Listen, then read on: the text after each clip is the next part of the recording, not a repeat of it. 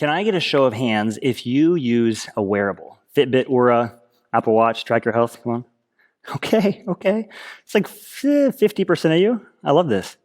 So my question for us today, for you, but also the non-wearables, is what if we expanded from not just measuring our health, but to measuring all the important parts of our lives? So this really started for me right after I turned 25, and I started to wake up in the middle of the night pretty consistently with these panics. A lot of folks wake up with to-do lists bouncing through their minds. A lot of you, maybe, some of you. I had to-do lists, but I also had this major to-be list. Really just, will I be a good man? Will I live a good life? And now I'm a pretty insecure guy generally, but I have this thing. I have one of those extremely encouraging moms, which maybe some of you have. Mine is very likely more encouraging. And so with her voice in my mind, I would basically answer the question, yeah, I am going to live a good life. In fact, maybe she's right. I will change millions of lives. Maybe I'll be president. So I had this narrative from 25 to about 33, and then I hit 33, and I haven't changed that many lives. And I find out one day that Bill Clinton was already a governor by 33, which to most of you is no big deal. But ask my wife, Ashley, that broke me. I think what happened is it kind of shattered this sort of mom-induced megalomania I had, and it made me take an actual look at my life. And so I looked at my professional life, but then what about my friendships? What about my contributions to society? What about my character? And honestly, I looked and I was fine, but I wasn't thriving. I wasn't flourishing. And so then it struck me, Chris, a lot of people don't live good lives. Why do you think you would automatically be any different? What if I wake up in 50 years and I discover I have not become the man I wanted to be? I'm guessing some of you have similar thoughts, because Gallup tells us that only 33% of us are thriving in life. So if you're in the other 66%, like me, how do we get into the 33%? Now, I am a management consultant, and so there's one thing that we love and believe deeply. Say it with me if you know it. What gets measured gets managed. Come on, guys, you know this. What is it? 50% of us use wearables to measure our health, to presumably manage it, but I couldn't find anything like that to measure all the dimensions that mattered in life. So I created this super simple, kind of clunky Excel tracker that I use. So the first step was to identify the dimensions of a good life. So I started with my faith, but then I brought in insights from the thinkers who've studied this stuff. So from Aristotle to the thing called the Harvard Happiness Study, to Martin Seligman's Positive Psychology, to Clayton Christensen's How Will You Measure Your Life, to my professor Arthur Brooks's research on happiness, to this global flourishing study, and this cool article by my colleagues at BCG called Strategize Your Life. And so I landed on these 9 dimensions of the good life for me. You're seeing these and you're like, pretty obvious, right?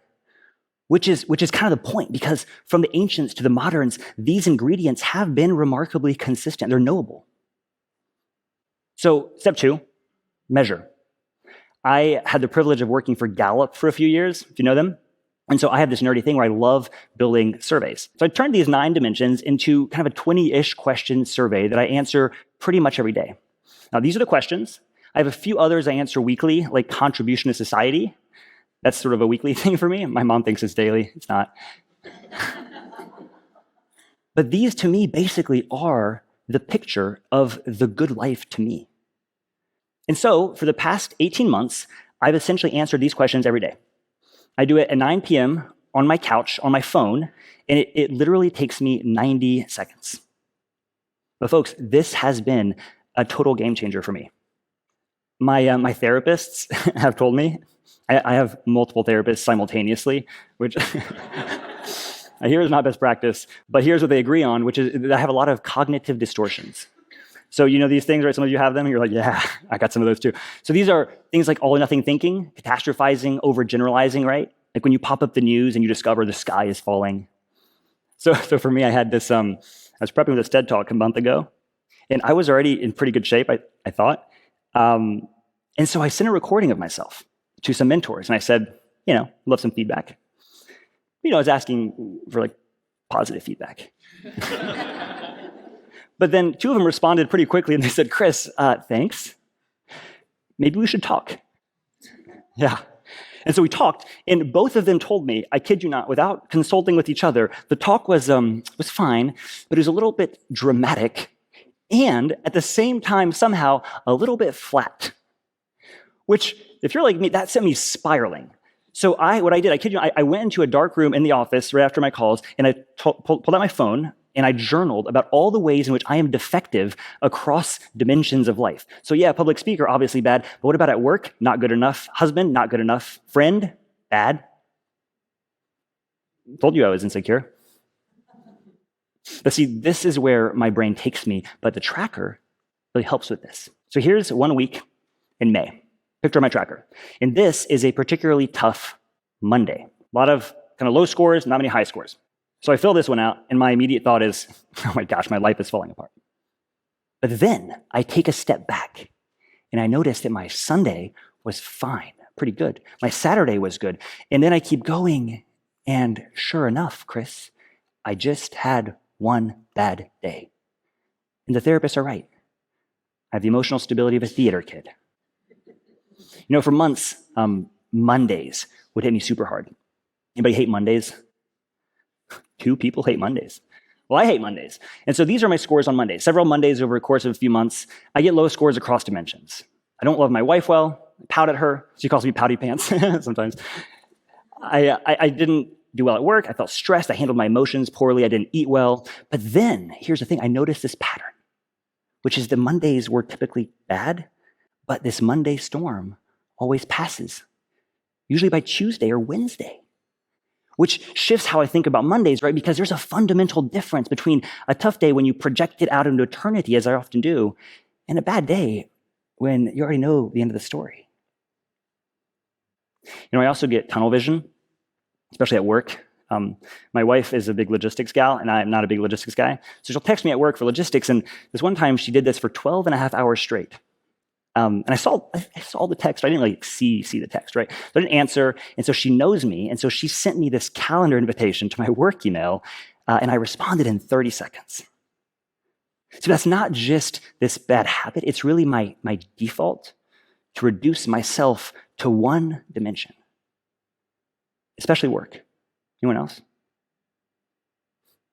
But the tracker helps with that too. So here's a great week at work. Crushed it. But then spiritually, kind of off. And then I look at other dimensions, and I started out the week strong, but then I kind of fell apart. See, the tracker visually reminds me that the good life is not just one dimension. In doing this every night, it forces my brain to optimize across dimensions, to balance the trade-offs, and to adjust my focus when needed. You know, I'll probably never forget, I was sitting on in a cabin in mountains of North Carolina. It was 9 p.m. one day, and I was filling out my tracker on vacation. And it struck me that night for some reason that my loving Ashley question had been flashing red at me for months.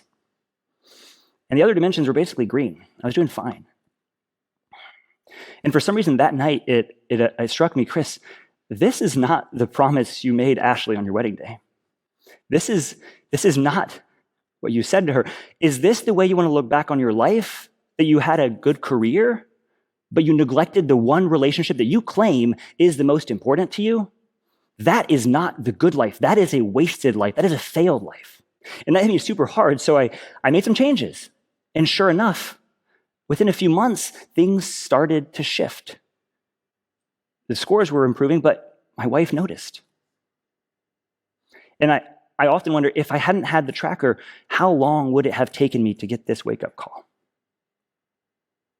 Okay, so at this point, some of you are into this. Some of you are like, this is fine for you. But I'm not that disciplined, or I don't like that much system. I don't like Excel. So I get that, but here's the thing. I love filling out my tracker. And I don't think it's because I'm a consultant and I like Excel. I do like Excel, but it's because I feel myself becoming a more full human. But I am a consultant, so I did build you 3 versions of my tracker. The light, medium, heavy, so you can download these and actually measure your lives tonight.